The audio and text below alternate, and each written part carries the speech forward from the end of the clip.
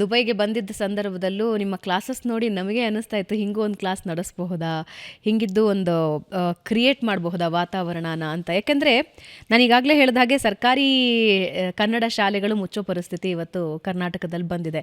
ನಾವು ಎಷ್ಟೇ ಸುದ್ದಿ ಮಾಡಿದ್ರು, ನಾವು ಎಷ್ಟೇ ಸಲ ಹೋಗಿ ವರದಿನ ಅಧಿಕಾರಿಗಳಿಗೆ, ರಾಜಕಾರಣಿಗಳಿಗೆ ಹೇಳಿದ್ರು ಕೂಡ ದಿನಕ್ಕೊಂದರಂತೆ ಮುಚ್ತಾ ಇದೆ. ಅಂಥದ್ರಲ್ಲಿ ದೂರದ ದುಬೈನಲ್ಲಿ ಒಂದು ಆಸೆ ಇಟ್ಕೊಂಡು, ಒಂದು ಪರಿಕಲ್ಪನೆ ಇಟ್ಕೊಂಡು, ನಮ್ಮ ಕನ್ನಡ ಅನ್ನೋ ಅಭಿಮಾನದಿಂದ ಒಂದು ಪಾಠಶಾಲೆ ಶುರು ಮಾಡ್ತೀರಿ. ಪ್ರಧಾನಿ ಮೋದಿಯವರು ಅದನ್ನು ಮನ್ ಕಿ ಬಾತ್ನಲ್ಲಿ ಹೇಳ್ತಾರೆ. ಒಂದು ರೀತಿ ಗೂಸ್ ಬಂಪ್ಸ್ ಫೀಲ್ ಆಗುತ್ತೆ, ದೂರದ ದುಬೈ ದೇಶದಲ್ಲಿ ನಮ್ಮದೊಂದು ಕನ್ನಡ ಶಾಲೆ ಅಂತ. ಸೊ ಅಲ್ಲಿಂದಾನೇ ಶುರು ಮಾಡ್ಬೋಣ. ಹೆಂಗೆ ಜರ್ನಿ ಶುರು ಆಯಿತು ಅಂತ, ಯಾಕೆ ಅನ್ನಿಸ್ತು ನಿಮಗೆ ದುಬೈನಲ್ಲಿ ಕನ್ನಡ ಶಾಲೆ ಮಾಡಬೇಕು ಅಂತ? ನಾನು ಅಪ್ಪಟ ಕನ್ನಡಿಗ ಅಂತ ಹೇಳ್ಬೋದು.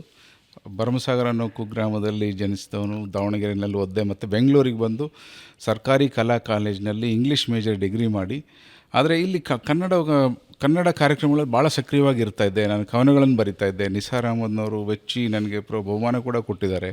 ಈ ಥರದ ಒಂದು ಹಿನ್ನೆಲೆಯಲ್ಲಿ ಬೆಳೆದಂಥವ್ನು ನಾನು. 2002ರಲ್ಲಿ ದುಬೈಗೆ ಹೋಗ್ತೀನಿ.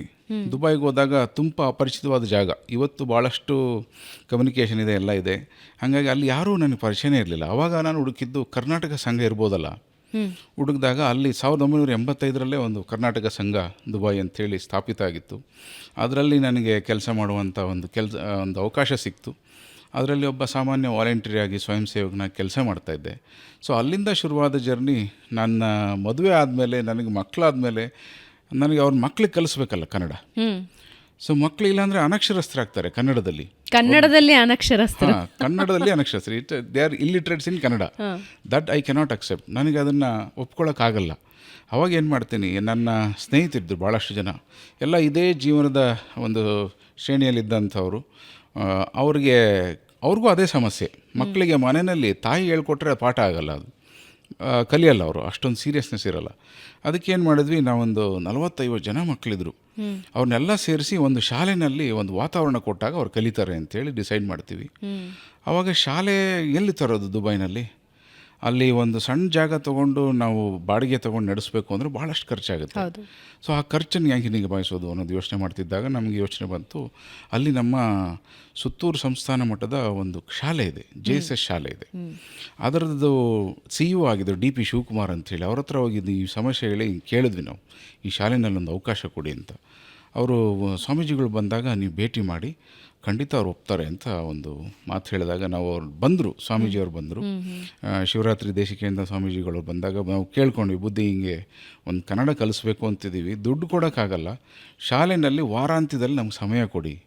ಯಾಕೆಂದರೆ ಅಲ್ಲಿ ಒಂದು ಕಲ್ಚರ್ ಇದೆ, ಇಡೀ ಶಾಲೆನ ರೆಂಟ್ ಔಟ್ ಮಾಡ್ತಾರೆ ವೀಕೆಂಡ್ಸಲ್ಲಿ, ಈವೆಂಟ್ಸ್ಗಳಿಗೆ, ಸ್ಪೋರ್ಟ್ಸ್ಗಳಿಗೆ ಅಂತೇಳಿ. ಅದು ರೆವೆನ್ಯೂ ಜನ್ರೇಷನ್ ಅವರಿಗೆ. ಅದನ್ನು ಬಿಟ್ಟು ನಮಗೆ ಕೊಡುವಂಥ ಪರಿಸ್ಥಿತಿ. ಆವಾಗ ಸ್ವಾಮೀಜಿ ಒಂದೇ ಮಾತಲ್ಲಿ ಹೇಳಿದರು, ಕನ್ನಡ ಭಾಷೆ ಕಲಿಸೋದ್ರಿಂದ ನಮ್ಮ ಸಂಸ್ಕಾರ ಕಲಿಸ್ತೀವಿ ನಾವು, ಖಂಡಿತ ಮಾಡಿ, ಒಳ್ಳೆಯ ಕೆಲಸ ಅಂಥೇಳಿ ಅವತ್ತು ಆಶೀರ್ವಾದ ಮಾಡಿದರು. ಅವತ್ತು 2014ರಲ್ಲಿ ಶಾಲೆ ಆರಂಭ ಆಯಿತು.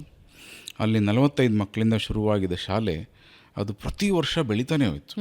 100 ಆಯಿತು, 200 ಆಯಿತು, 400 ಆಯಿತು, 800 ಆಯಿತು. ಅದಾದ ನಂತರ ಇನ್ನೊಂದು ಅಲ್ಲಿಂದ ಸ್ಥಳಾಂತರಗೊಂಡು ನಮ್ಮ ಪ್ರಭಾಕರ್ ಕೋರೆ ಅವ್ರದ್ದು ಒಂದು ಬಿಲ್ವ ಅಂತ ಒಂದು ಸ್ಕೂಲ್ ಇತ್ತು, ಅಲ್ಲಿ ಅವಕಾಶ ಕೊಟ್ಟರು ಅವರು. ಅಲ್ಲಿ ನಾವು ಶುರು ಮಾಡ್ತಾಯಿದ್ವಿ, ಕಂಟಿನ್ಯೂ ಮಾಡ್ತಾಯಿದ್ವಿ. ಅಲ್ಲಿ ಕೋವಿಡ್ ಬಂತು 2019ರಲ್ಲಿ. ಕೋವಿಡ್ ಆದ ನಂತರ ನಾವೇನು ಮಾಡಿದ್ವಿ, ಇದನ್ನು ನಿಲ್ಲಿಸಬಾರ್ದು. ಕೋವಿಡ್ನಲ್ಲಿ ಎಲ್ಲ ನಿಂತೋಗಿತ್ತು. ಬಟ್ ನಮ್ಮಲ್ಲಿ ಒಳ್ಳೆ IT ಪ್ರೊಫೆಷ್ನಲ್ಸು ವಾಲಂಟಿಯರ್ಸ್ ಆಗಿದ್ದಾರೆ.